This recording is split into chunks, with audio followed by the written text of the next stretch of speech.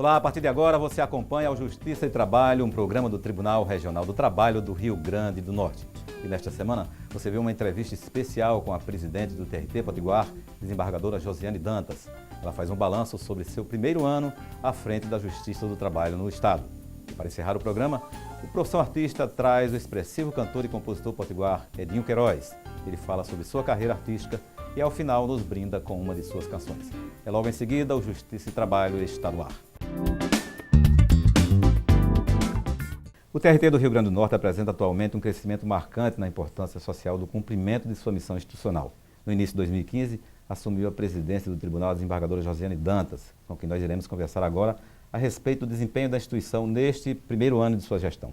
Presidente Josiane, é uma satisfação recebê-la aqui no nosso programa Justiça e Trabalho, mais uma vez, aqui contando com a sua presença e desde já agradecendo a sua presença e então gentilmente atender ao nosso convite, ao nosso chamado.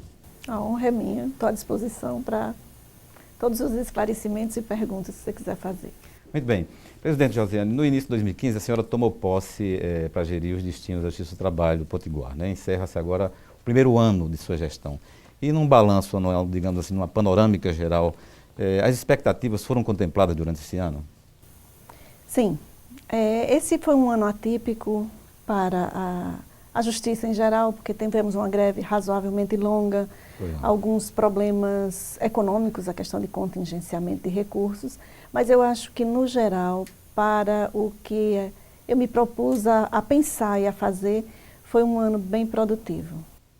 Então, desta forma, nesta linha de pensamento da senhora, durante este ano foram desenvolvidos projetos e estabelecidas metas e objetivos a serem alcançados, da instituição que a senhora encontrou para a instituição de hoje, a senhora acha que a expectativa do seu discurso de posse, digamos assim, como também os objetivos encampados, corresponderam a essa expectativa? No meu discurso de posse eu cheguei a mencionar que eu iria fazer uma administração pé no chão. O que é que isso significa? Uma coisa sem grandes projetos, sem grandes sonhos. É uma questão mais de adaptação da instituição às mudanças que aconteceram nesse período de tempo em relação ao processo judicial eletrônico, porque a demanda hoje é completamente diferente de anos atrás. Então, o primeiro ponto que eu me propus foi exatamente a adequação da nossa estrutura, tanto de pessoal quanto de espaço, para essa modificação, essa mudança que aconteceu na prestação jurisdicional. E essa adequação é um aspecto importante, pensar dessa maneira, em função de que é toda uma mudança cultural, doutora? É toda uma vinculação, digamos assim, com a aquisição ou com o empreendimento de novas ferramentas, novos mecanismos eletrônicos, enfim. E isso requer uma mudança cultural por parte dos magistrados, dos servidores. A senhora acha que está sendo, pouco a pouco, passo a passo, alcançado esse objetivo?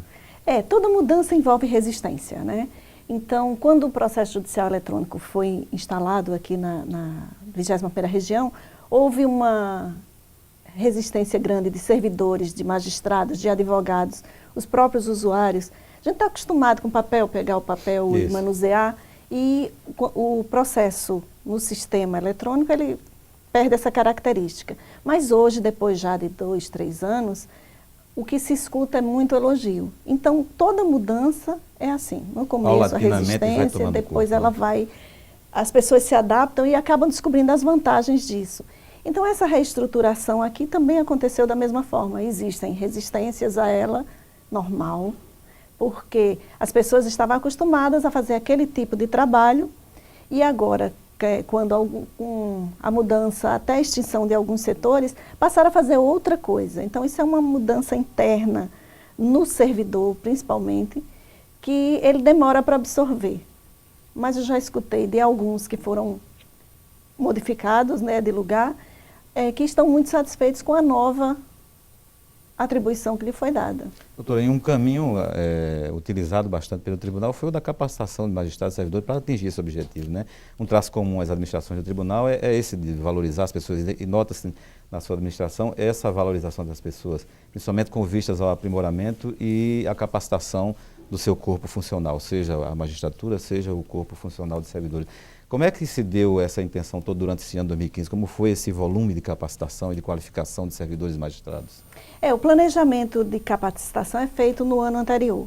Então, hoje houve o cumprimento desse plano pela Escola Judicial e também algumas demandas que vieram pela necessidade de capacitação de servidores para algumas ações específicas. Em segurança, principalmente em planejamento estratégico, em gestão de pessoas, a gente está desenvolvendo o plano de gestão de pessoas agora. Então, isso aí serviu muito para iniciar esse processo, essa capacitação em relação às pessoas que vão trabalhar nesse projeto. Que são duas coisas hoje na administração moderna das instituições que se fala muito, que é exatamente a gestão de pessoas, né? E também a reestruturação de organogramas, possibilitando planejamentos para o futuro, que foi exatamente o que foi feito com a reestruturação do novo organograma do tribunal, digamos assim, a organização interna do tribunal. Como foi essa reestruturação, doutora, e o que ela tem proporcionado de positivo para a instituição? Essa reestruturação, ela começou um pouco antes da minha posse. Coloquei um questionário para os servidores.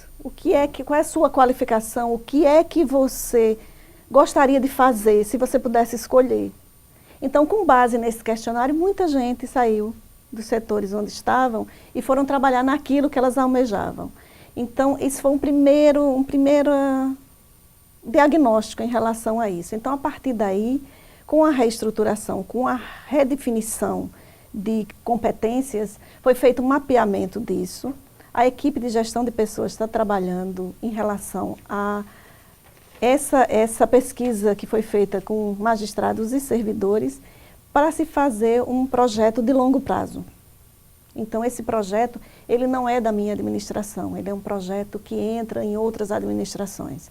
Assim como o planejamento estratégico que foi feito até 2020. Então, tudo isso, todos esses planos, eles têm que ter um envolvimento para não se perderem no tempo. Então, nós temos muitas frentes de trabalho. Plano de segurança institucional, existe a necessidade disso, até pela enorme afluência de pessoas aqui aos fóruns, aqui no Natal interior. O plano de comunicação. Então, são muitas frentes que estão sendo trabalhadas. E são medidas que devem ser tomadas pensando exatamente no futuro, porque as administrações e os servidores e os magistrados passam e a instituição continua, né? Novos servidores, novos magistrados, novas presidências, enfim, novas administrações. E tem que se pensar a justiça do trabalho para o futuro.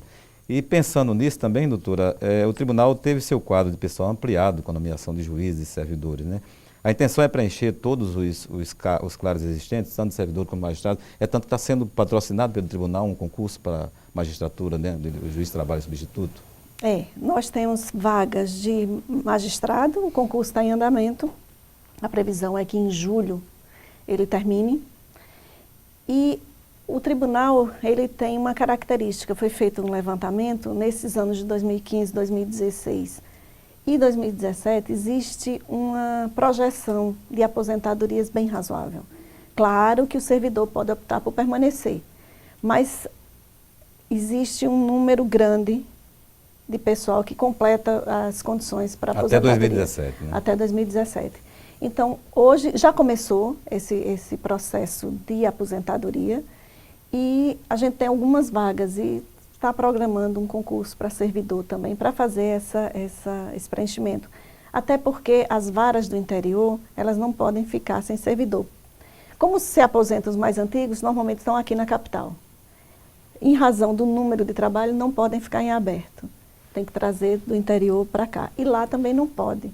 Eles não podem ficar sem servidor. Tem que ter condições de trabalho, tanto os magistrados quanto os servidores, não assoberbar ninguém. Então, essas vagas são necessariamente preenchíveis. Doutora, diante dessas respostas suas, cabe uma pergunta agora que eu não posso deixar de fazer. Como é que uma juíza, digamos, de primeiro grau, que ascendeu ao segundo grau, hoje chega à presidência do tribunal e sempre lidou com uma área afim, digamos assim, com o processo, com o direito do trabalho ali? Como é hoje lidar com essa possibilidade administrativa de estar à frente da instituição, administrando todas as frentes que a Justiça do Trabalho precisa? Mas é uma resposta que eu gostaria que você respondesse no próximo bloco. Nós vamos precisar fazer um breve intervalo e dentro de instantes nós voltamos com Justiça e Trabalho.